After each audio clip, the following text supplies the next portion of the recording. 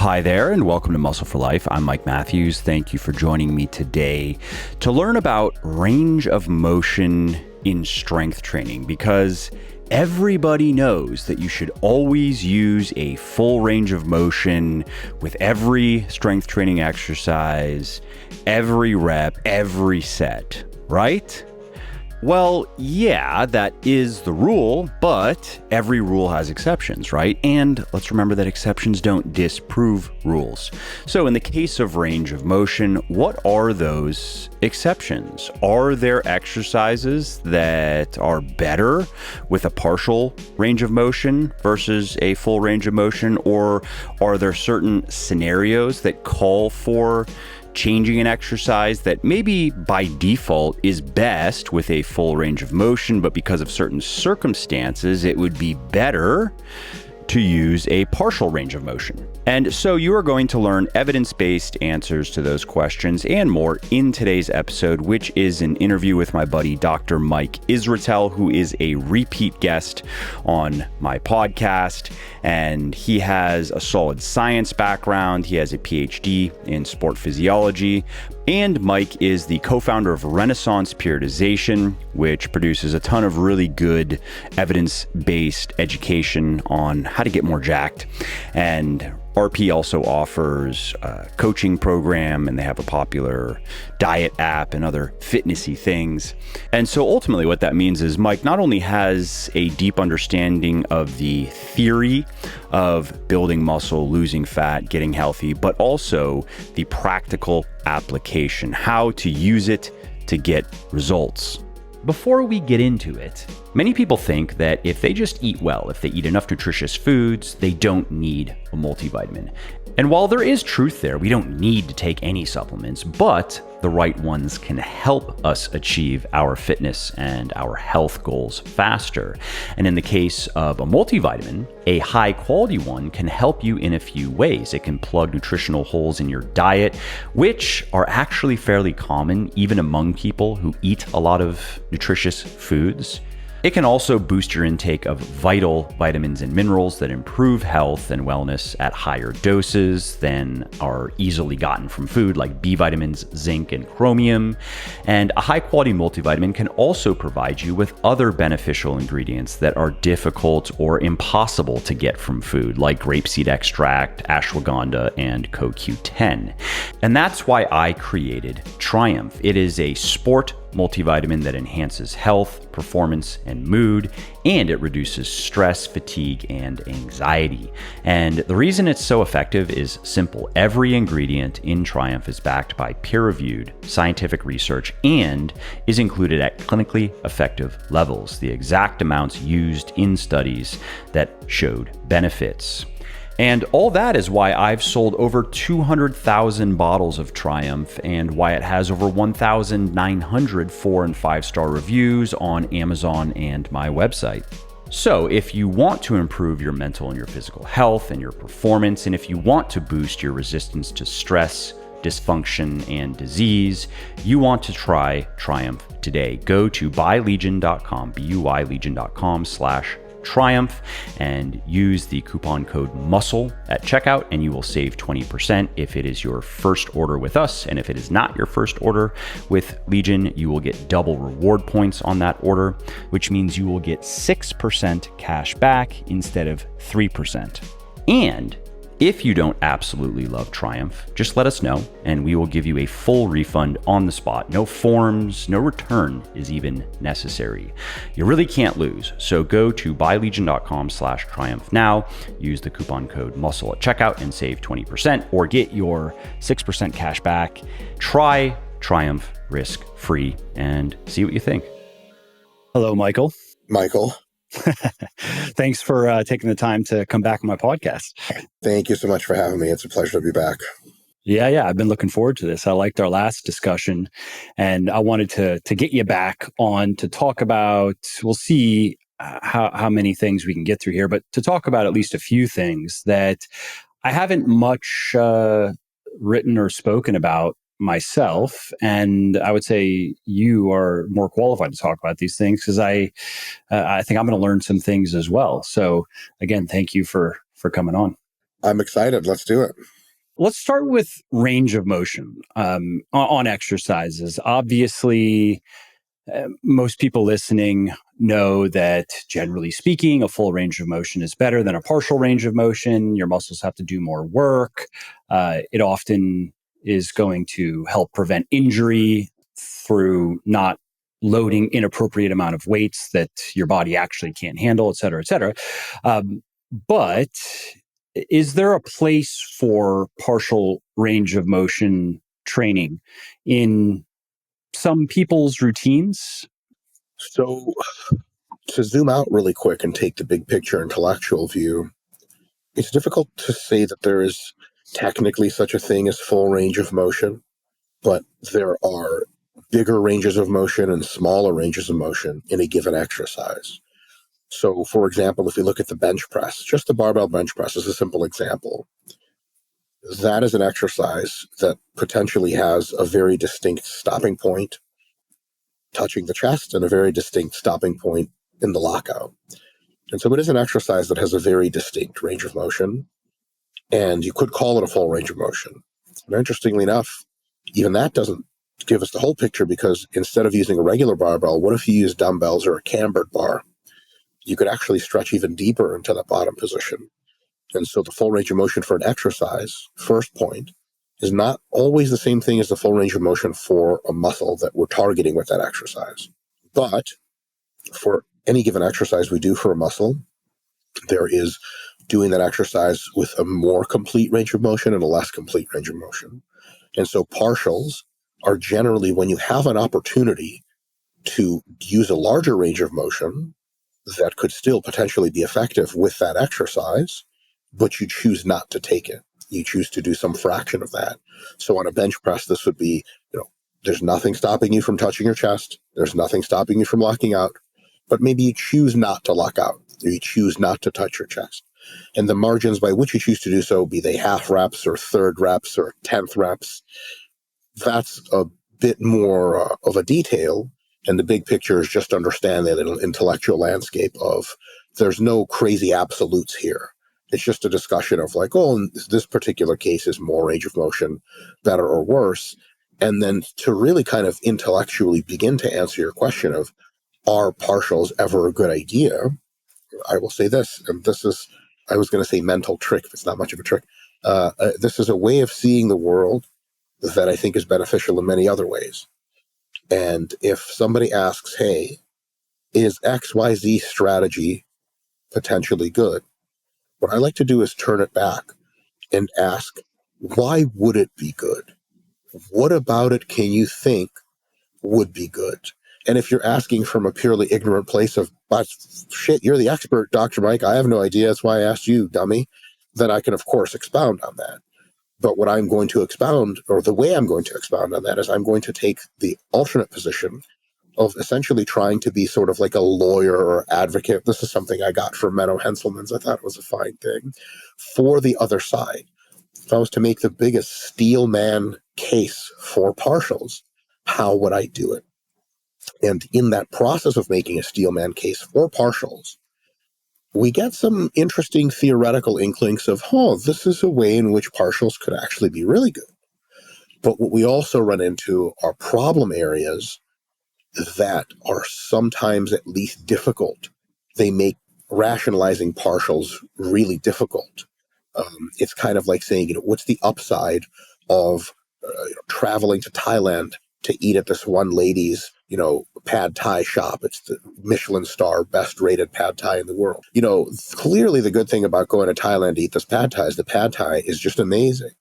But on the downside, it's like a $4,000 plane ticket.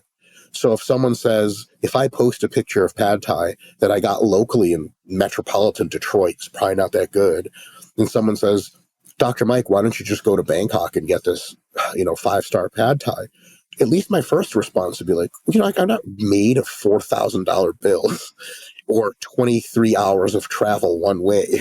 So there's distinct downsides. And I think a lot of people who try to reason about partials end up just listing the upsides and never listing the downsides. So if you'd like, I can go through some of the upsides and some of the downsides. Yeah, I'd love to hear it. Super. So there are generally two upsides with partials that I can think of, at least off the top of my head. And if anyone's curious about more of this stuff, we have on the RP Strength Renaissance Periodization YouTube, we have whole videos of partials versus full ROM, huge intellectual breakdowns. So the first is there is this concept called stretch-mediated hypertrophy. And there's some really good research to support it.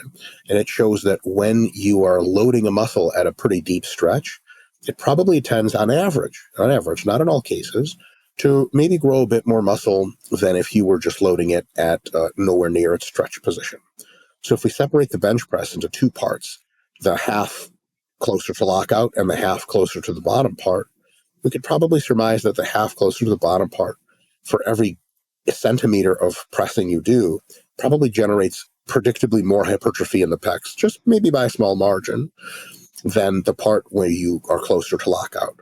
So if we take that and say, well, interesting, so if we don't lock out, maybe the average hypertrophy yield for every repetition per repetition will go up. So the one thing is stretch-mediated hypertrophy sort of tells us that the bottom end range of many exercises, for example, the bench press, may be compellingly more hypertrophic by a small margin for every rep that you do than the top end range. And if you can say, well, maybe if we just skip the lockout entirely, maybe stop 2 or 3 inches shy of lockout, we could just make every rep more hypertrophic because we're in that golden zone a bit more often. And that's very interesting and may have something to it. Another reason is, for a variety of mechanisms, probably too numerous to list, what we term the stimulus to fatigue ratio of an exercise may be enhanced in a more partial range of motion than in a more full range of motion. For example, if you are doing bicep curls, you may notice that if you maybe don't go all the way down, and if you don't come all the way up, or in skull crushers, tricep extensions, if you skip the lockout and you skip the peak contraction entirely, every single rep gives you a much bigger pump, much bigger perception of tension, much bigger perception of burn. There's no opportunity to reduce the leverage a lot and rest. So what ends up happening is there's a huge upside there that every single rep is just better quality. If you get to the most hypertrophic part of the rep, the most challenging part, and kind of stay there, what you end up saying to yourself afterwards is, look, anytime I do curls with a slightly restricted range of motion, with a partial, I end up having a bigger pump. I feel bigger tension in my biceps. I feel a bigger burn and higher reps. I get a more intense set per set perturbation, which means like 3 sets of these kind of curls and my arms are shaking. 5 sets of regular curls and my arms still feel fine, like I can keep training. And also, it doesn't hurt my elbow joints or shoulder joints as much if I don't lock out fully. Whereas if I lock out fully, yeah, okay, I'm getting full ROM, great, join team full ROM or whatever, but I'm getting some elbow pain, some shoulder pain. So on the net balance, the stimulus proxies, like how much of a pump you get, perturbation, how much tension you feel, are better. And the fatigue proxies, most notably the joint connective tissue fatigue, could be lower. And if that's the case with partials, then there is a compelling reason to maybe use partials in that situation. And those are really the two benefits. So when folks say, hey, should I be using partials? My number one answer is, if your stimulus to fatigue ratio with a partial variant is clearly better than with the full range of motion variant, I would give it some thought.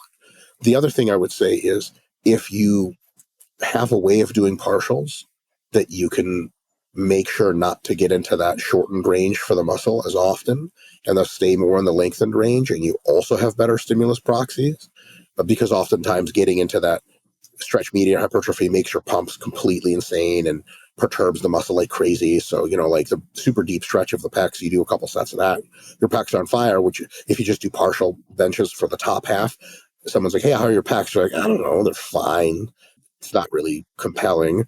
And so if those two reasons are there, then I would say, like, we're now in the conversation where partials may be an alternative to full ROM that is good. Notice I didn't say I approve of them, because just getting in the conversation means now we need to talk about the downsides potentially of partials. But I will say that if you cannot even muster the conversation of benefits, then I know where you're coming from. And most people, when they're asking about partials, are coming from a perspective of one of two places, and they're both completely invalid. One is, I want to use partials, and even though I don't admit it, it's just so I can use more weight. That's stupid because you're trying to get muscles to grow or you're trying to become stronger. It doesn't matter how much weight you use. It matters, are you getting the effect that you want? You can do an eighth range of motion with a bench press, and we could all be benching 500 pounds tomorrow, but I don't really know what that does other than just destroy your joints and cause a ton of systemic fatigue. The other reason is that sometimes going into a deep range of motion is just profoundly uncomfortable, not in a deleterious and injurious way, just in a way of like, to quote one of my friends, Michael Zendelovich, when he was joking about the squat, he goes, why do people squat so deep? What is it down there that I'm interested in so much? Because, right, like after I break halfway down, Pain. Exactly, and discomfort. And when you take that pain and discomfort of going deep in an exercise and you multiply it by the ego hit you're taking for now using a half of the weight, oh, that sucks. But neither the discomfort nor the ability to use less weight are very good reasons for saying, well, no, I'm going to do partials because I don't want to be uncomfortable and I want to be able to use more weight. No, those are not compelling reasons. The stimulus to fatigue ratio is potentially compelling. The stretch mediated hypertrophy is potentially compelling, but that should really comport very well with the stimulus to fatigue ratio, which is to say, if the stretch mediated hypertrophy is something that's working in a partial, you should also be able to feel it in it generating tons more muscle soreness, tons more of a pump, tons more perceived tension, tons more perturbation, and it shouldn't make your joints feel any worse. So if you're checking those good green boxes, then it's time to look at the nasty red X's and see how partial range of motion checks or doesn't check those. In the case of the squat, ironically, I guess, if you were going to do partials in line with some of what you just explained, you would not do the normal quarter reps I remember when I used to do this many years ago, it wasn't because I was trying to be cool or ego lift. I actually just didn't know Same here. how to squat properly. Yep. And I remember I've shared this on the podcast. So I got up to, I think it was 4 plates on the bar for like quarter, maybe 1/3 reps if I'm being generous. And then I came across, it might have been something from Mark Ripito, just some basic barbell training many years ago. And it made sense. I was like, oh, I should be squatting at least down to parallel. That makes sense to me. Wasn't thinking about the weight and got to the bottom and luckily bailed without getting hurt. But there was absolutely no way. I had to go all the way down to, if I remember correctly, 185 to 195 for sets of like 6 to 8. Yes, how embarrassing. You used to be that guy that squatted 400. Yeah. What happened? Yeah, what happened? Just overnight. But ironically, I guess if you were going to do partials on the squat in a more productive way, you'd have to do it the other way around, right? Because you'd want to get down into that deep stretched position and do, if you're going to do half squats, for example, it might be productive in a scenario to do the opposite of what the average half squat is, to get down to the bottom now and get up to what might normally be a half squat position, back down. But nobody does that, of course. Yes. So John Meadows, rest in peace, was a big fan and proponent of, on occasion, in the hack squat or the leg press and some other exercises, doing 1.5 reps, which means you go down all the way to the very uncomfortable dark place. You come halfway up, then you go all the way back down. Then you come all the way up, take a quick breath, and then go and do that same thing over. That multiplies by 2 the amount of time you spend in that deep stretch position. Nobody in the world had time for that shit except for John Meadows and a few of the people that followed him, because it was awful in the sense that it grew a ton of muscle, a super effective way to train, but it's so egotistically offensive, and also it hurts. It makes your quads hurt like crazy having to do that 1.5 rep BS. Nobody wants that in a million years. So the funny thing is you bring that up, is if partials are a good idea, they're a better idea in the bottom range in most cases. Well, every now and again when we say, full range of motion's best, people will say, well, all these big pro bodybuilders do partials, how come? And maybe there's something to it. And our response to that is, well, if they were doing partials intelligently, they would be doing them in the very opposite way that they are doing them. And I can tell you why they're doing them.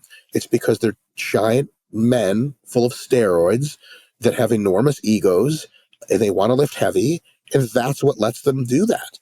That's it. Like, it's not a mystery. It's like somebody telling you, hey, did you know, like, very many models and Instagram girls are really conceited? You'd be like, oh, no, they're self-obsessed? How is that possible? So when giant steroid-filled men are ego-driven and not overly concerned with the nuances of sports science, oh my God, it's or crazy. health and, Or function anything of else. anything. Yeah, it's like when people find out their favorite MMA fighter is like not a very good person. I'm always like, his job is just punch people in the face. That's actually the only thing he's ever rated on. And if he could just barely stay out of jail, he's the best fighter in the world. And I go, how could he? So a lot of times people ascribe to bodybuilders and other jacked people a lot more intent and through sort of follow through on their intellect than is due to them in the real world.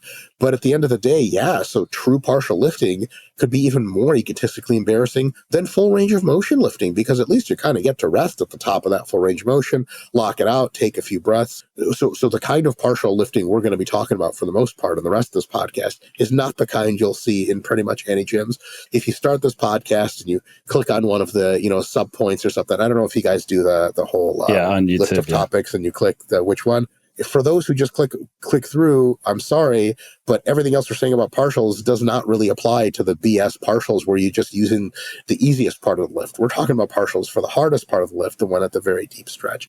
I mean, the bench press is another good example, right? I mean, you already gave that example of if you're doing half reps, well, that's going to be from your chest to the half position back down. The worst difficult part. I mean, whether it's productive or not, but difficult. Definitely. Absolutely. So then we could maybe talk about some of the rationale that goes against partials, is even in those considerations. And there's a couple of them. One is you may not get full motor unit recruitment, full recruitment of the muscles being used, and thus full stimulation across the whole muscle belly, until and unless you take that muscle through at least close to its normal anatomical and physiological range of motion. So if you never lock out any of your squats, or even come close, if all of your squats are bottom end half squats, they might actually produce robust hypertrophy, but there's at least a theoretical chance that the parts of your quads, the minute microscopic motor units, the muscle fibers and the nerves that innervate them, that are more active in the lockout portion, they just don't get trained hardly at all or much. And then you end up not having a full development, even though other components of your quads tend to grow better. I mean, that feels right? If you just think about how the squat feels coming out of the hole versus locking out. I mean, if you can pay attention to your quads, they're working differently in those two phases. Totally. And so, in the leg extension is an even more apt example. Bottom end leg extensions have actually been shown in the scientific literature, at least in one study, to work better than full range leg extensions and way better than top end partials. But that's not measuring the entire muscle over the whole history of its potential hypertrophy. That's just like a 12-week study. Maybe if we combined those partials with some full range of motion lifting, where the leg extension, you lock out the knee, and some different stuff feels like it's being activated then. And a lot of the stuff you can't even feel. But if you can feel like, I'm getting something out of my triceps when I do these rope extensions and lock out that I'm just not getting when I'm doing the partials, there may be a compelling case to at least say don't always and only do partials. Make sure you're hitting that full range of motion at some points. Another consideration for partials, it's actually a very, very big one and very realistic, is tracking. How do you track your performance and execution over time? Where do you stop? When people say I stop halfway up coming up from the bench press, I feel that.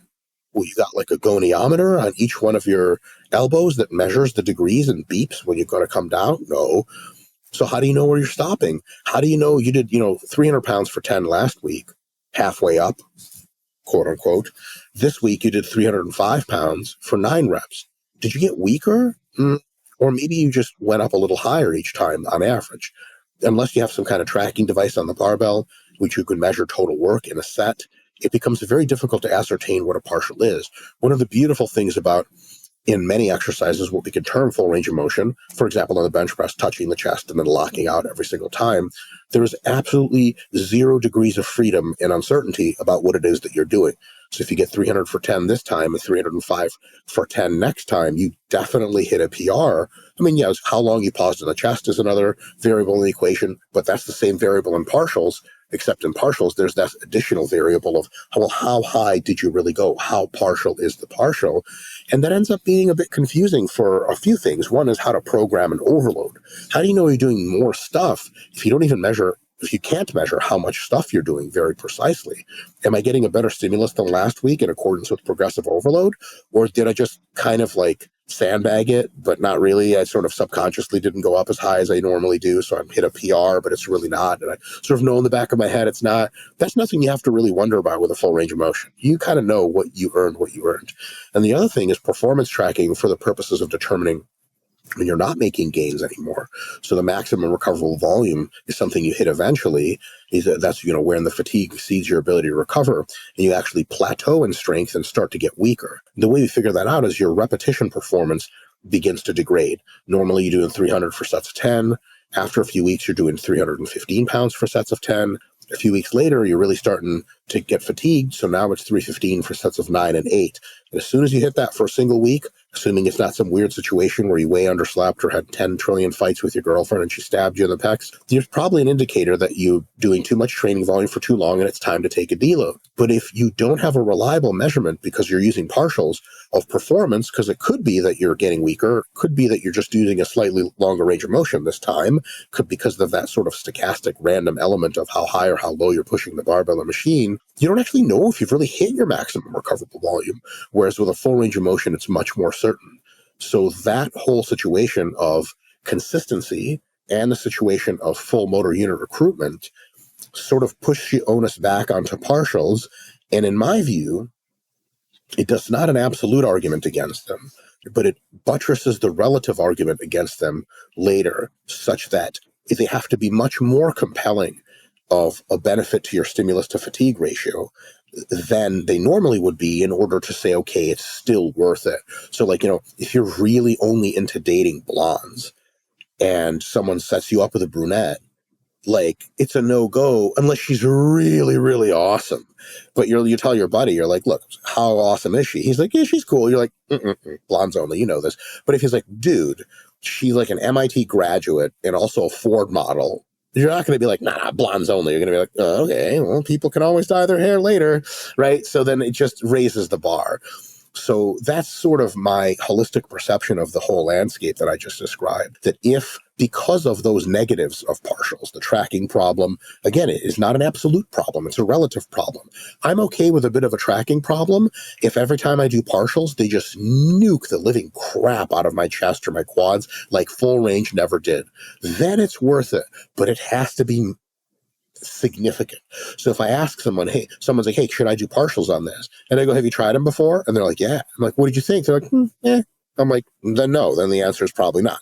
But if they're like, I tried them and bro, it's night and day, then I'm like, okay, that convinces me. As long as there are other exercises you use or a similar exercise for other sets in the program, which maybe at least for a set or two take the muscle through its more full range of motion, plenty of partials is totally good to go, but there has to be that compelling case built for them.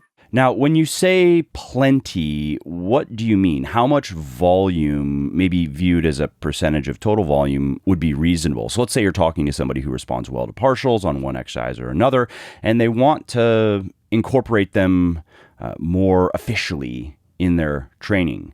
That's a very good question. Knowing nothing else about them or their situation, what I would probably recommend is for them to begin doing roughly half of their work as partials and the rest of the work as conventional full range of motion, and then have them do that stimulus to fatigue ratio feedback and seeing which one is really better, which one's really just not cutting it. And in addition to that, I would have them track longitudinal signs of muscle growth, strength for repetitions, how big you're looking in the gym, how your body weight's doing, how big you're looking when you're leaner, potentially measurements, and sort of say, okay, this 50% business is really much better than doing 0% partials. But honestly, every time I'm doing the full range work, I just feel like its stimulus to fatigue ratio sucks. And I know I'm supposed to be doing 50%, but things would be better if I was doing 0%. And then we try going 75% partials, 25% full ROM work. And if they're like, look, this full ROM business is just like wasting my time, then yes, 100% partials until and unless you think, oh, maybe I'm missing something. Then a few years later, you can go back to doing some full ROM stuff. And if you're like, nope, still sucks like ever, still hurts the joints, still doesn't seem to get me any growth above and beyond what partials, then never do full range of motion again. But if you're like, oh, yeah, a bit of full ROM work is great. Practically speaking, have you worked with people or maybe experienced it yourself where you are mostly or maybe wholly doing partial ranges of motion on an exercise or a muscle group because the full range of motion is just less effective? Yes, a very small number of cases, but for myself, definitely an example is behind the back free motion cable curls. You hold two handles back and you sort of lean forward away from the machine and you curl up like this. So for me, I used to curl sort of all the way up and all the way back, but I realized that if I just stop at this height instead of going through, because biceps also engage in shoulder flexions, might be beneficial to do that. What I realized was that's just not giving me absolutely any additional stimulus, and it's coming seemingly only at the expense of fatigue.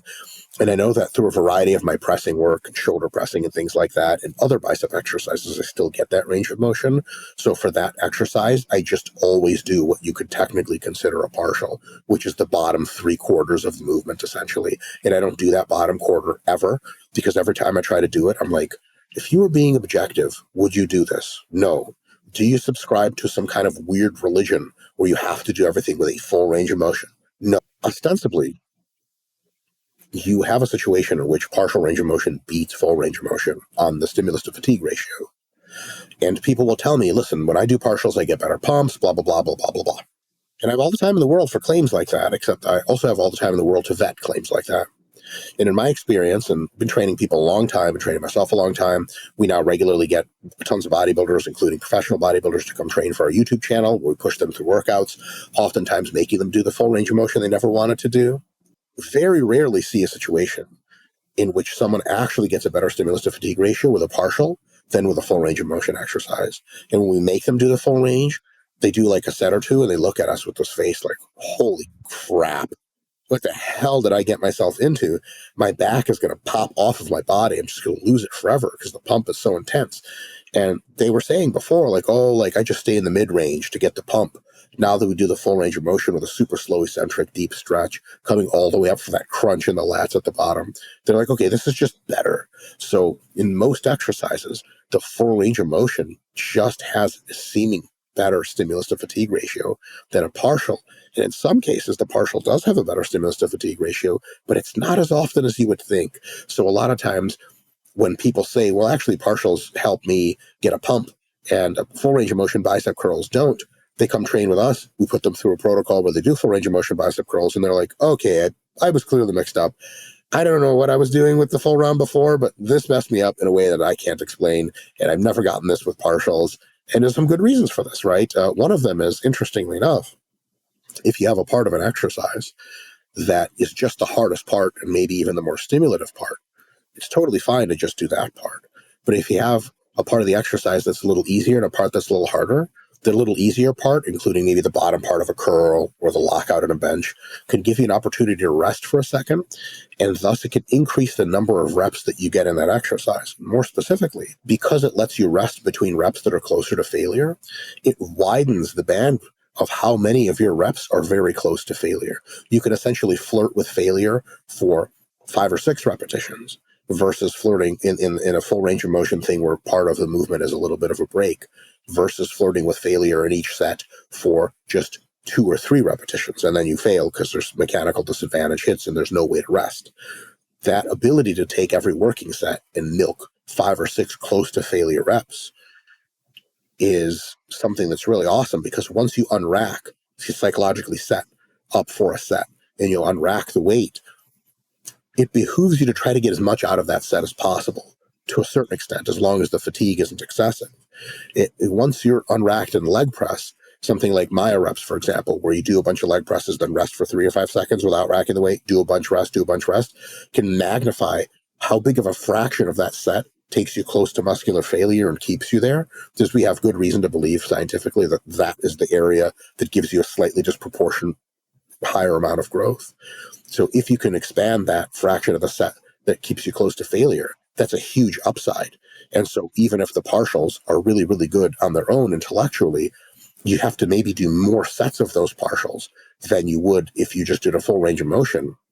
The full range of motion may sort of break it up into mini sets where it's, the partial gets hit, but you also rest a little bit with each rep. So you can hit more stuff. Sometimes on the net balance, that actually plays out to be a bigger advantage. It's a situation in which, the net benefit is very high. A sort of potentially shitty analogy here is you're in a plane and it goes up and it does this thing where it starts to free fall. You get like 10 seconds of zero gravity. In order to replicate that, the plane has to come back down and give you another 10 seconds of zero gravity. You can't just stay up there and get zero gravity. At some point, you fall back down. Using a full range of motion in some cases may take you close to failure and then give you that rebound where the plane comes back up. So you can do it multiple times. So every time the plane takes off, it does like 50 total seconds of zero gravity before it lands. Whereas if you just did it once, it would be 10 great seconds of zero gravity and really not much of anything else, but it's just 10 seconds. So at the end of the day, that's one of the ways to explain why full range of motion often has a better stimulus to fatigue ratio, even than theoretically beneficial partials, because you can approach failure more times in one set with those little mini breaks. I get a lot of crap for locking out my legs completely on many of the repetitions I do, for example, on a leg press. And they say, well, you'd be able to do constant tension if you didn't lock out. I agree with you. But because I lock out, I get an extra second of rest. I can do more repetitions that are closer to failure in that set. So every time you do a set of 10, the last 3 reps for you are close to fail. Every time I do a set of 10, the last 6 reps for me are close to fail. Who's winning that one? Now it's less clear.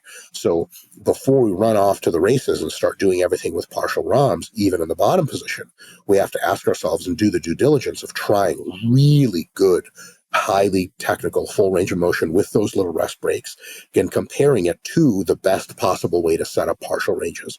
And then we get a perception. Once we get that, what I have found is that on paper, 90% of the partial lifting stuff disappears as a really good advantage. Here's another really quick thing I'll mention. You only have so much cognitive bandwidth, especially when you're under hundreds of pounds and fighting for your life in a machine press, for example. If you have to think about, where am I stopping this? Am I going up halfway, or is it 55%? Is it 45%?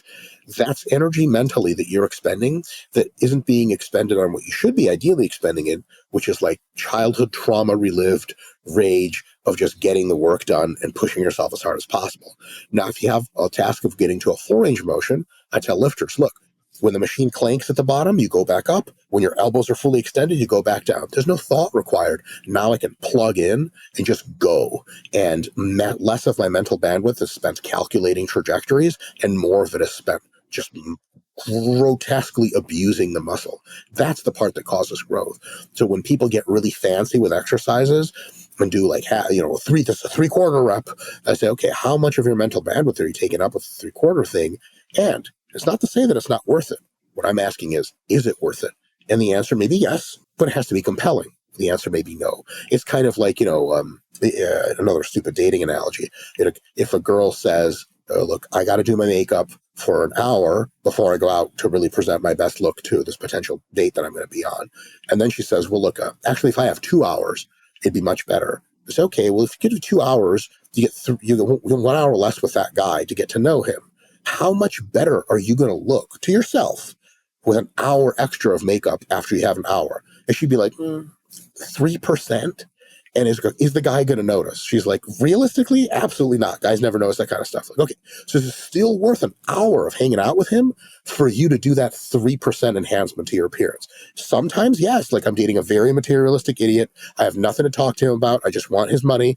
And then he absolutely, less time spent with him is great. And it's just, that's it. Just get them all out. Let's just get this over with, right? But on the other hand, if it's like, a different kind of interaction, the answer may be absolutely not. It's not worth it. So I just want folks to consider these things as a matter of trade-offs and not as a matter of absolutes. It's not is full range of motion better or partial range better. It is, what are the trade-offs? And in many situations, the landscape gets a bit complex and some real thought is required. Hey there, if you are hearing this, you are still listening. which is awesome. Thank you. And if you are enjoying this podcast, or if you just like my podcast in general and you are getting at least something out of it, would you mind sharing it with a friend or a loved one or a not so loved one even who might want to learn something new? Word of mouth helps really bigly in growing the show, so if you think of someone who might like this episode or another one, please do tell them about it.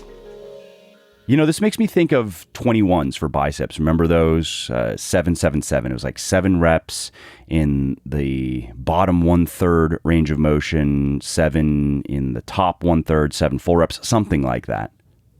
So 21s, big problem with 21s is twofold. One, there's not really a clear logic behind them that I'm aware of. It's just kind of a quirky thing that's tough. And two, when you're working with very different ranges of motion, because 21s are, bottom half, top half, and full, really what you want is to adjust the loads significantly. I mean, like what you can move in the bottom half is going to be much heavier than what you could move for full range. If you're doing the same number of repetitions for all of those divisions, what you're going to have is a lot of what's termed junk volume. Like some of those reps are just going to be really easy. And some of those reps are going to be super difficult and stimulative, but the very easy ones are kind of like, why don't we just do more of the difficult and stimulative ones? So being that to 21s, we're taking for granted that it's a single weight, there's probably a couple ways to do them. I would say that probably the most logical, if you're pinned to the weight, or one of the good logical options, is to do the top half first of those reps. So the easiest part. Yeah, the thing is that it ends up acting like a warm-up for the rest of it. The problem is that if you do the harder stuff first, you can't even get up to the top half anymore. That gets to be really tough. So what you could do is the top half first. There's 2 alternatives I'll describe. Top half first, then you do the full range of motion reps, very close to failure. You sort of pre-exhausted with the top half. Full range of motion reps are very close to failure. That last 7th rep is really tough. And then you can't do full reps anymore, and that's when you do the bottom 7, which aren't as hard because it's just the bottom. And then that bottom 7 and that full range of motion middle 7 is all super close to failure. The other way you could do it is do the full 7 reps first. And you'll actually need to select a load that is very close to being close to failure with those 7 reps. And most people don't do that. Right? They select a load they can do for 21 reps, which is inaccurate because it's not 21 full reps. So you do the full range of motion reps first. Then you do the top half reps, which are sort of the next hardest. And you do probably 7 of those. And then you come down to the top half and it just breaks you down. You can't even do the top half. Then you do the 7 bottom half reps, and you might have to do some rest pauses to get those done. And then that is an effective strategy. There's also another way you could do it, is the 7 full reps first, then the 7 bottom half reps, and then somehow you have to heave-ho it up. Gotta get a buddy to do the top half reps. It would depend on which range you're stronger on, bottom half or top half. And it's going to be different for different people, different based on the execution. But my general take on 21s is that if we have to think so hard about how to make that exercise optimal, it's kind of like you take like a Ford Escort from back in the day, back in the 90s, and you say, how do we turn this into a really good rally car? Well, geez, man, that's just a lot of modification. That the car's not built to be a rally car. We're starting out sucking. So the best way to do 21s, you don't have to do 21s. You could just not do them. And I would say a second best way to do is just to do a set of 7 to 10 or whatever hard full range of motion repetitions. And then when you can't do those anymore, then do as many partials from the bottom position only as you can. And that will really checkmark the drop set effect. And it will also checkmark the idea that the bottom range closer to the stretch may be marginally more hypertrophic. And so when we're no longer able to do the entire thing, because the backwards wouldn't work, right? Because if you did the first 7 reps bottom half and you went close to failure, one does not simply do 7 full range of motion reps after that, because they're way harder. How many reps in reserve did you have for the first 7?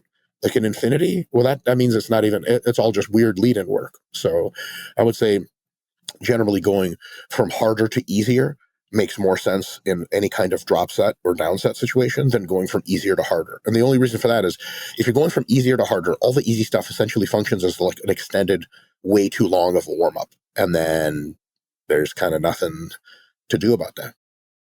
That's a good segue to the next question I wanted to ask you. And this is to the point of practical application. So, people listening who are thinking, I would like to try incorporating some partial work into my training based on what I've learned here in this interview. Earlier, you had mentioned that person might want to consider doing something like half, like half of their volume partial, half of their volume traditional, quote unquote, full range of motion. That, just threw up a flag in my mind because I wanted to follow up and ask you, is that not too much, quote unquote, to just try it out and see? Or am I missing some context, or am I just wrong? No, it's not too much. And that is a good way to just, to see how your body responds. Yeah, no, Mike, that's a really, really good question. It should throw up a flag. Um, So I'll say this, first of all, the caveat that I should mention is I would just try this for 1 or 2 muscle groups at a time. I wouldn't take your whole body and try to do half of it with partials and half with full. That's kind of overkill. It's overkill for the following reason. We already know full range of motion works at least very well. And just like you wouldn't take your entire stock portfolio and just put it all in on Tesla or something like that, I know somebody who did do that, but my man. There's ups and downs. Hey, see if he's long Tesla, he might be a trillionaire he's eventually. long Tesla, long Bitcoin. He went hard into Celsius. I don't even know what He's a that gambler. is.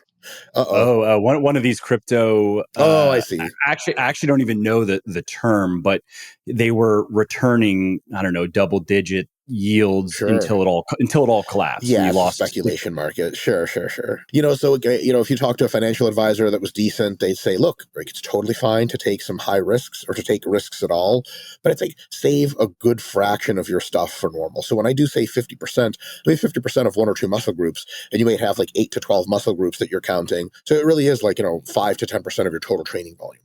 But 50% per muscle group still sounds like a lot, right? Because it's like, holy crap, like there's half of the muscle group, half my quad training is now with this partial. And that is actually for one very specific reason. It is to get enough of a signal to get away from the signal to noise ratio part of the spectrum and get a distinct advantage or disadvantage demonstrated. Because for example, if you gain at roughly, let's say you gain 10 pounds of strength every 2 months, that's pretty good. And let's just say that that's your situation. And rep strength is sort of how you gauge muscle gain, is one of the best ways to do it. If you take like 1 exercise out of the 6 you do per week for quads and you do partial ranges of motion, maybe you'll get 1/6 of your volume turns into the effect of, 2/6. It's double as effective. Like you end up being like, that's like what, 12 pounds of strength gained? I mean, gee whiz, a bad day and you don't even detect that. A good day, you can barely detect that. I don't have any 2-pound increments at my gym. So what I want to do, if folks are really interested in experimenting to see, because there's a very big difference between experimenting to see if something works on a principled level, like does this actually work, versus actually deploying it in real life at scale, because that scale can be much bigger or it can be much smaller. So for example, if you do like nuclear weapons testing, you don't test all 10,000 of your nukes. Nuts, the world is going to come to an end. You just test 1 or 2 and they're all built basically the same. And you're like, it's good enough, right? And just the same way, but there's no signal to noise problem with a nuclear weapon. It's very obvious when the test worked, and it's very obvious when the test did not work. Like, hit the red button. Nope, still looks good. And just walk over and then it blows up, right? So the thing with partial ROM testing, since we're looking at such small margins of growth anyway, we want to do like a real big hit to see like, oh, wow, 50% of my volume is now coming from partials. And I have to say that from a stimulus to fatigue ratio perspective, my pumps are better. I'm getting more sore. I'm getting less joint pain. My weights are moving up. My muscles feel fuller. You check all those boxes and you're like, man, I gotta say, it's probably the partial lifting because it's the only real major thing that's changed. And if you 50%, it works much better. Now you go and clean the slate and then you ask, okay, how much of this should I deploy in my real training now that I know it is effective? At least if I do 50% of it, maybe like, oh, it's a bit too much, it's overkill, and I'm missing out some other stuff, so maybe I'm going to reduce it to 25%. One of every 4 exercises is a partial. Maybe I'm going to go to 100% partials. Who knows? That's a different decision. But there's a very big difference between testing and actual extrapolation. It's like, once one nuclear missile has been demonstrated to hit the target, you say, okay, now we can buy 5,000 of them. It doesn't mean that you need to test 5,000, and it could be a very different scale from what you're testing. So the testing needs to be clear, and we need to understand that testing is very different from training. It's a similar way, like when they test car engines or car chassis, they put them on a dynamometer and they spin it as fast as possible. Like, that doesn't mean you need to be driving your Ford Escort around to 10,000 RPMs all the time, but we have to demonstrate that works, and then you scale back and drive it around normally, but we know that has that end limit. So something that really distinctly shows us, that's why I chose something like 50%. You don't want to do this, I promise this rant is almost over, you don't want to do this thing where you throw it in there a little bit, and then you get a little bit better results, or no results, different. And you have to ask yourself the question, did I get better results because of this partial thing, but it's not that much better, so maybe it's not because of it? Or if you get no different results, you're like, okay, did I get no different results because the partials didn't have a positive yield? Or is it just I didn't do enough of them? They used to do all these studies back in the day, I think maybe on purpose, I don't know. In the early 90s, there was a really big anti-supplement sort of consensus in academia where they just didn't like supplements, and all of the research that was being done in colleges, a lot of it would intentionally underdose supplements, and to give people like a gram of creatine monohydrate per day for 12 days and say it's no effect on performance. No shit. They've actually they did that with anabolic steroids too. Back in the 60s, there was a few studies where they gave people like 2.5 milligrams of Anadrol or 2.5 milligrams of Dianabol for like 2 weeks, and they said was no impact on performance. Oh my God, 2.5 milligrams. What are we dealing with, children here? That they intentionally leverage the study to prove nothing. You don't want to do that to yourself. So if you're testing out something new, I say wallop that shit to really see like, oh wow, it really works, or oh wow, it really doesn't. And I'll say this, if you don't get any different results and use 50% partials, well, gee, I think partials are kind of ruled out as likely being effective. And as far as determining efficacy, you noticed or you mentioned some intra-session stuff to pay attention to. What are your thoughts about session to session or duration? Saying, all right, I'm going to take 50% of my volume for a couple muscle groups, and I'm going to do that for a couple of weeks, a couple of months. A mesocycle, which is a period of 4 to 8 weeks, roughly in most cases, of accumulating volumes and intensities that culminates with a deload to bring down the cumulative fatigue, is, I would say, in most cases, the recommended and simultaneously minimum test duration that you can do in order to really see what the effect has. One of the reasons is that sometimes you can't tell how much stronger you've gotten until the fatigue has dissipated. So people will say, this is really unfortunate. I was training a gentleman back in the day, and I gave him a bench press hypertrophy program. What he did was he did the program at the very last day of the program with all the fatigue and all the adaptation to high reps. He tested his max, and his max hadn't gone up, and he's like, it didn't work. And I'm like, oh my God. Like, of course it didn't work. You were the most tired. You should have deloaded it and then done 2 strength phases, and then that muscle would have been something you could illustrate. I noticed that in my training, by the way. For a couple of years now, I've progressed over 4-month macro cycles, starting higher volume, essentially higher reps, like doing sets of 10 on my squats and benches and deadlifts and overhead press, and then working into all the way down to sets of 2 with appropriately heavy weights. And I'll notice that as I get through that first 2 months or so, which is pretty high volume for me, probably might not be high volume for you, but it's high volume for me. I notice that point of when I start to get more into the strength stuff, and I deload every 4th week. So it's 3 weeks of intense training, 1 week deload. But I've just noticed that volume does accumulate fatigue that makes it look like I'm stagnating or maybe even dipping a little bit kind of in the middle. And then I get through the deload and I get into the strength phase and then end with some rep max testing. And so long as there hasn't been any like major disruptions, just life stuff, consistently, I'll find that where things are going like this and they kind of go in the middle, dip a little bit. And then when I get back into the strength, they're coming back up. And then when I rep max test, pretty consistently, I'm able to beat my previous rep max test by at least a little bit on at least 1 or 2 exercises, the big exercises. one thing we advocate for at RP and Team Full ROM is giving due diligence to testing. And the mesocycle length is the sort of minimum length of due diligence, unless something is awful feeling and it hurts and it's just, it's not going to work. Like if you do 10 sets of something and you have no pump, no perception of tension in the muscle, you're not even tired, but your elbow hurts. I don't know what any other side, maybe do it another one time. And if you get the same feedback, just get out, pull out. There's no reason to do it. That's kind of straight bar curling for me, just random comment, but I just, that exercise doesn't do it for me. Dumbbells, great pump, great disruption, just a great exercise for me. I get onto a straight bar and yeah, I get some, but it's not nearly as much, at least in my perception. And it's just more stress on my joints. Yeah, there's so many exercises like that for different exercises for different people. Not exercises are going to work for you, at least in the medium term of months to years. And you can always come back and try them. And sometimes when you try old exercises, you tweak the technique, your body's built differently, and old injuries have healed. And you're like, wow, this is actually a great exercise.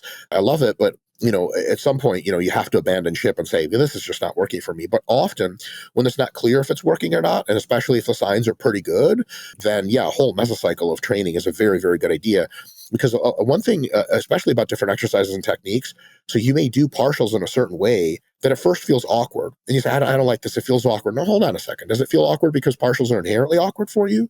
Or does it feel awkward because it's a new thing? And after a few weeks of training partials, you may get into a real good groove where you're like, okay, I like this. This is good. And you would have never in a million years found that out if you just quit on the first session. So unless it's just obviously terrible, and especially if it's just hurting your joints and no technique modifications seem to help, give it at least a couple sessions, probably a mesocycle. Now, it doesn't mean that there's not other criteria you can go on. Like you mentioned, there's lots of intra-session stuff and immediately post-session stuff that we could do. And like one of them is, do you perceive tension in the target muscle? Or if it's for high repetitions, are you getting a burn in the target muscle? If neither one of those is true to a large extent compared to other exercises, maybe other full range of motion exercises, and it could still be effective, but that's not as likely. Set to set to set, are you getting big pumps? If you're getting huge pumps, that's a sign that a serious disruption or perturbation has occurred. It's probably a sign that good things are happening. Are you getting really fatigued and really weak? Like if you do a new kind of partial for the bicep curl and you try to curl your old regular weights and you're like, oh my God, I have like a baby's arms. This is insane. Like, something definitely happened to your biceps that probably also stimulated hypertrophy. And then on the back end, what is the nature of the perturbation and disruption? And perturbation in this case is like, do your biceps feel weird? Like, are you trying to brush your teeth and they cramp? You're like, well, something happened to my bicep. But if you're doing pull-ups, an hour later and they feel totally normal, you're like, I don't think my biceps received any stimulus at all. I mean, unless this is a fatigue-free stimulus, which would be news to me. And then on the back end, after the workout, you see what kind of disruption you have. Like if an exercise, if partials, and let's say you do push-up partials with the bottom position, let's say a day later, your pecs are so sore, you're not used to, you're like, okay, this is good. But if a day later, your pecs are just, man, not sore at all, then it's no bueno. I remember I used to train mostly with barbells and dips and dumbbells and things like that. And then our gym at the university I was at, University of Michigan, I was training as an undergrad, had like a whole section of like all kinds of fancy machines.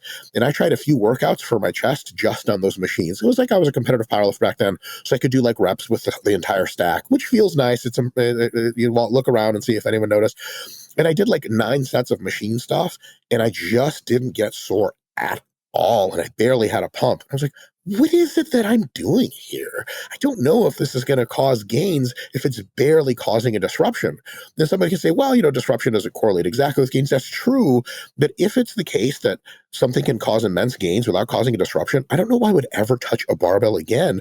Why would I get sore at all if I could just get no soreness and the same gains? Unfortunately, it usually works like if you don't feel a disruption to your system, you probably aren't getting the gains, which is why the best leg workouts are ones where you kind of waddle away. If someone does a leg workout and they can hop up and down and run to their car and they're like, hey, it's great. You're like, you need to get back in here and do more work. So you can do that kind of vetting. And if partials really work to that extent and your joints feel great, hey, I think you're winning and you're on to the right track, and definitely do the whole meso. But on the other hand, if you're doing partials and it just messes with your joints, and you don't seem to be getting out of it. And it's also very hard. Like psychologically, it's awful, and you have to try really hard to get almost nothing as far as pump or soreness or anything.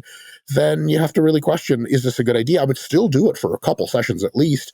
But if after a couple sessions it looks like a good faith effort on your part to improve the technique and to make it better isn't working, yeah, maybe it's time to go away. It's kind of a decent analogy here is like, when do you cut off a first date and you meet for drinks and decide if you're going to go have a meal? Like, definitely if the first couple of jokes land poorly, my friend and I were actually talking about this yesterday.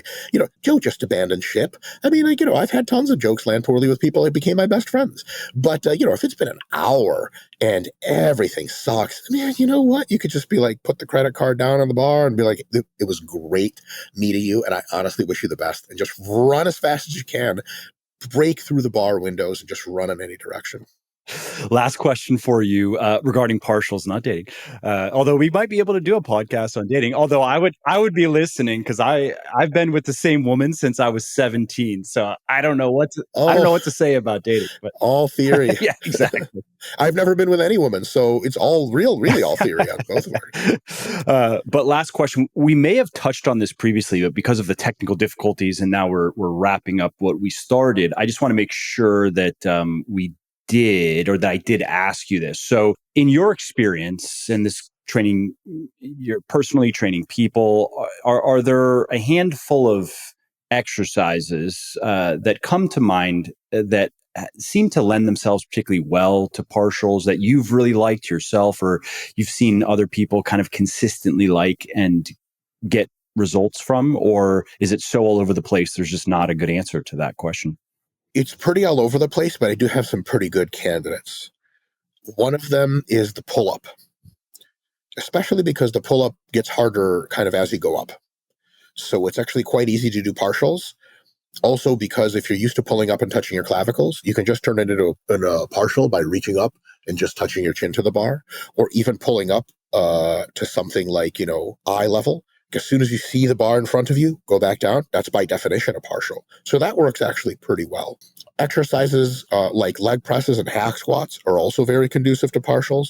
You have to understand to keep a little bit of a few reps in the tank, because you still have to do the full rep out of the bottom to get the situation going. Some exercises are very unconducive or almost impossible to do partials with. How would you do partials with walking lunges in the bottom position? I have no. You have to go through the whole range of motion to get back up. They're usually machine exercises because they're so safe, and you can actually go to failure in the partial position or automatic good candidates. For example, a chest press of some kind. Just partial away, and when you fail, you just put the bar down and you go nowhere.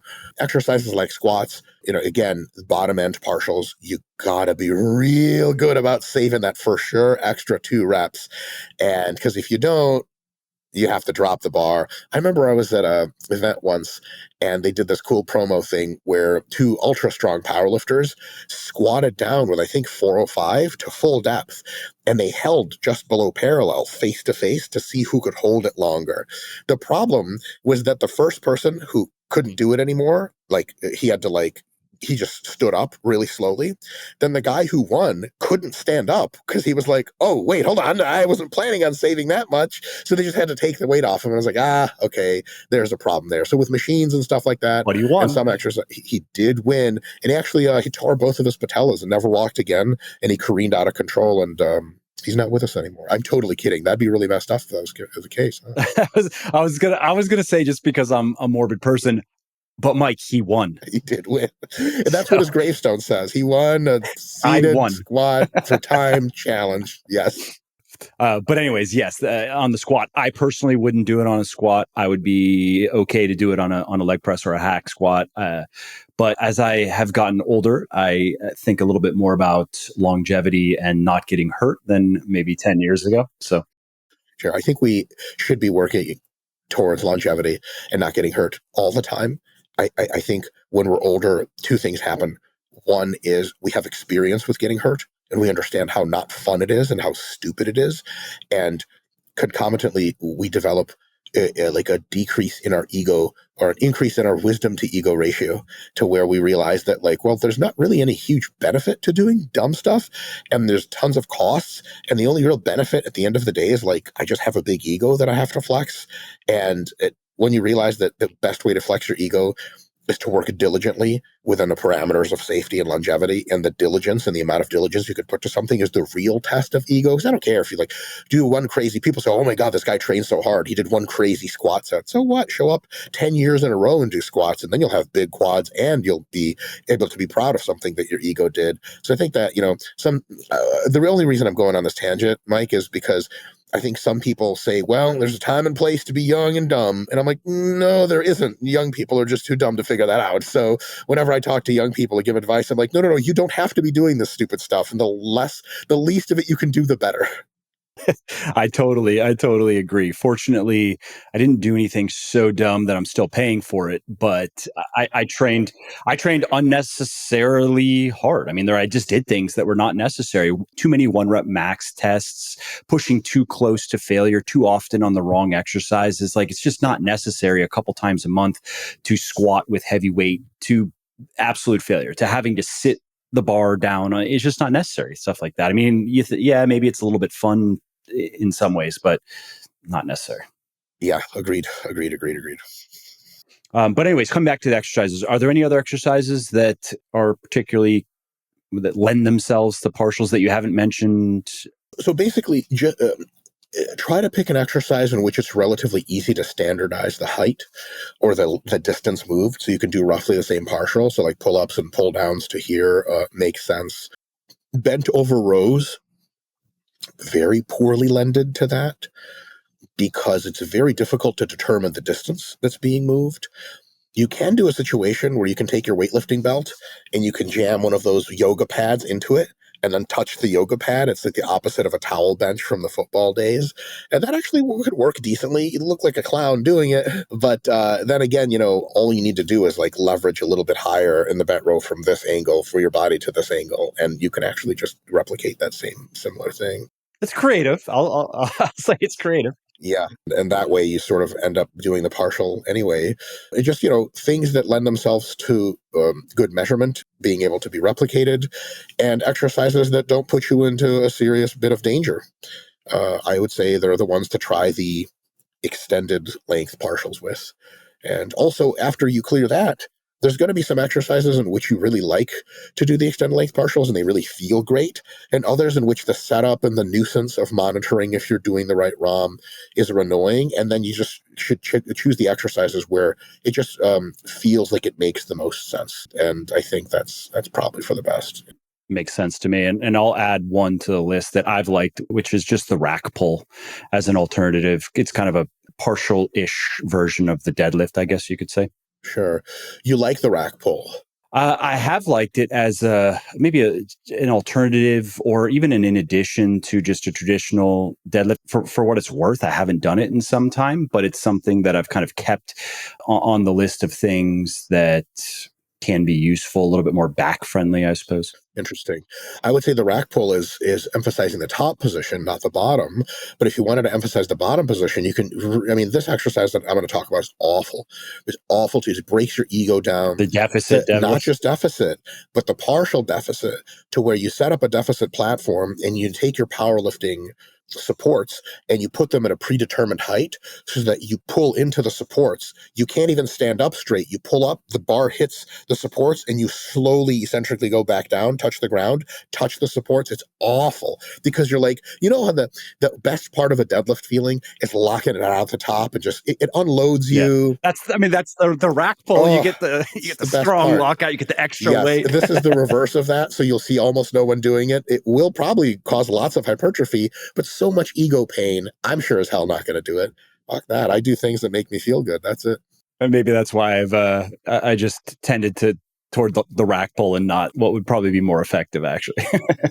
It's, what, sometimes you have to do exercises for what Russians call for the soul, and you got to put a lot of weight on, move it around, feel like a man, and that's all good and well. As long as you understand the trade-offs and don't do anything super stupid, I think it's totally fine.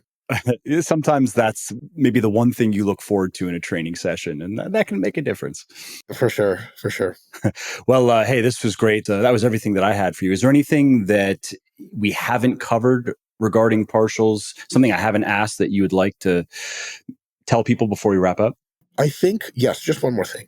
I think an easy way if you're convinced by the literature on partials, or at least want to give it a shot, but you're like, damn it, I don't want to do all this thing where I have to think about when to stop and do the bottom end. I think an easy modification to almost every exercise, or very many, is to just skip the lockout entirely, get to the point. It's a very easy point if you've been training for long enough to know when the lockout's coming. So like, I don't know if it works on the camera. Don't do this with your bench presses. Come up to this point and then come back down. And it standardizes the motion because you know right when that lockout approach is coming, you know when that is, and you can just come right back down. What that can do is slightly bias the movement to a little bit more of that bottom position without making you overthink the whole insane situation. So if you can just do that for many movements, then I think it's totally good to go. Even on the bicep curl, there's a point at which when you bring the dumbbells significantly up over that 90-degree or that horizontal plane, it gets easier. So you know where that is instinctively. You can feel it. So when you're bringing your dumbbells up, if you want to accentuate the bottom part, as soon as it starts to remotely feel easier, go back down. Don't milk out that easy part. Because, some people will curl and go, oh, that's hard. All right. And here we go for one more. If you're not convinced that that top range does much, and maybe it's just too much rest, just stop just short of that top position. And for many exercises, that's a possibility. Another thing real quick is some people go over the top with full range of motion and do kind of needless pauses. So for example, in the bent over row, if we really believe that stretch under load is super, super high driver of hypertrophy versus like a peak contraction, we probably shouldn't do too many variations of barbell bent row where you take the barbell and you touch it into your tummy and you hold it for a second. This significantly reduces how much load you can get in any rep range. And for what? Well, I'm not sure. Like, it's totally cool to have an exercise that you do peak contractions for, but if you're really interested in doing this kind of slightly more lengthened biased partial, make sure that when you're doing your rows, touch your tummy, but just the gentlest, quickest little touch and go right back down. That needless super locking out and super touching and holding. I've seen people that do pull-ups, and I think it's just showing off, but they'll do a pull-up and they get to here and be like, yeah, all right, and I'm going back down. And it's like, is there anything up there that is really that hypertrophic? No, the answer is probably no, but it looks really convincing. So maybe if you do less of that stuff, you could experiment with a little bit of the partial and maybe see a benefit.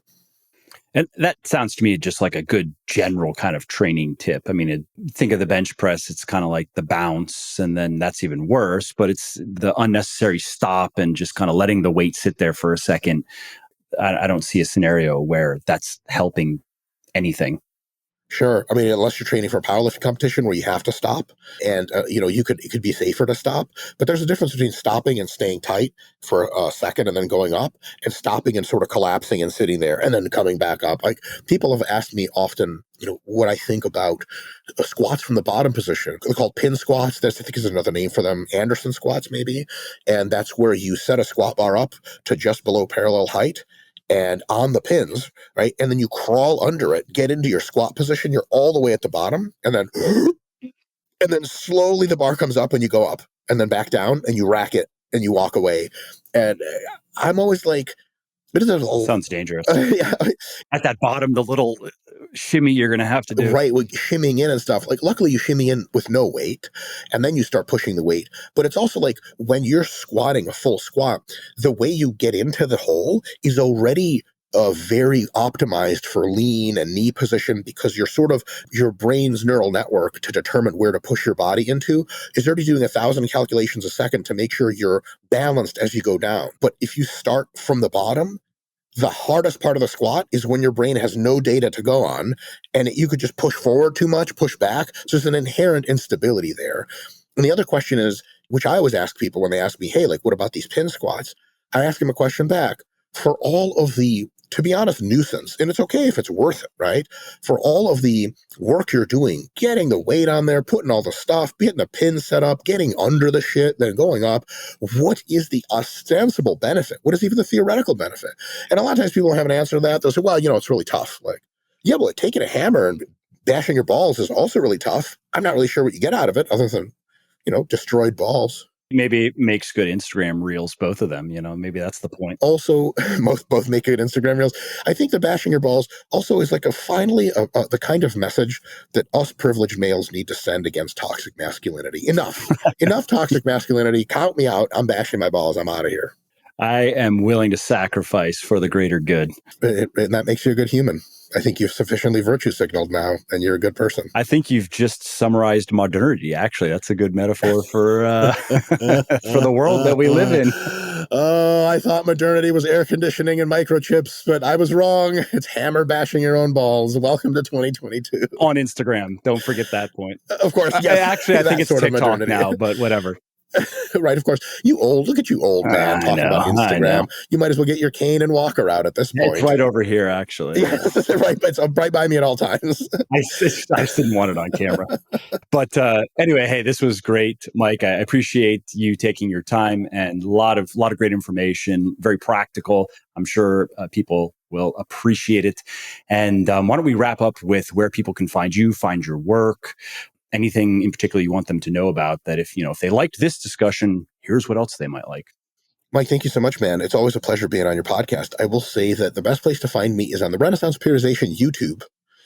So go on YouTube and just type in Mike Israetel or Dr. Mike Hypertrophy or Dr. Mike Muscle, and it'll just come up, and you can click and subscribe, watch our videos. We put like 4 or 5 videos out every week, and they're almost always very educational, and I try my awful attempt at humor so you can just be sad at how not funny I am while learning. It's a great combo, and so that's probably the best place to find it. We have all sorts of links in the descriptions to get you going everywhere else. We just launched a certification program, a nutrition certification program, RP. It is technically a certification program, but it's really like a 45-hour-long comprehensive nutrition coaching course. So, I think people think cert, they think, oh, I take a test for 2 hours and I get a booklet I never read and I have a cert. That's not the case. So it's pretty intense, pretty serious. Give that a look if you're interested to really, really learn in depth for nutrition, and something maybe folks can look into. And where can people find that, the certification? Just go to the YouTube and link to the RP website, and you'll find there's just type in RP certification nutrition, and it'll come up on Google. Cool. Great. Well, thanks again, Mike. And I look forward to doing another one, maybe in a couple of months or so, and after this one is out. But always fun to talk to you. Likewise. Thank you so much. Well, I hope you liked this episode. I hope you found it helpful. And if you did, subscribe to the show, because it makes sure that you don't miss new episodes. And it also helps me because it increases the rankings of the show a little bit, which of course then makes it a little bit more easily found by other people who may like it just as much as you. And if you didn't like something about this episode or about the show in general, or if you have ideas or suggestions or just feedback to share, shoot me an email, mike@muscleforlife.com, muscleforlife.com, and let me know what I could do better, or just what your thoughts are about maybe what you'd like to see me do in the future. I read everything myself. I'm always looking for new ideas and constructive feedback. So thanks again for listening to this episode, and I hope to hear from you soon.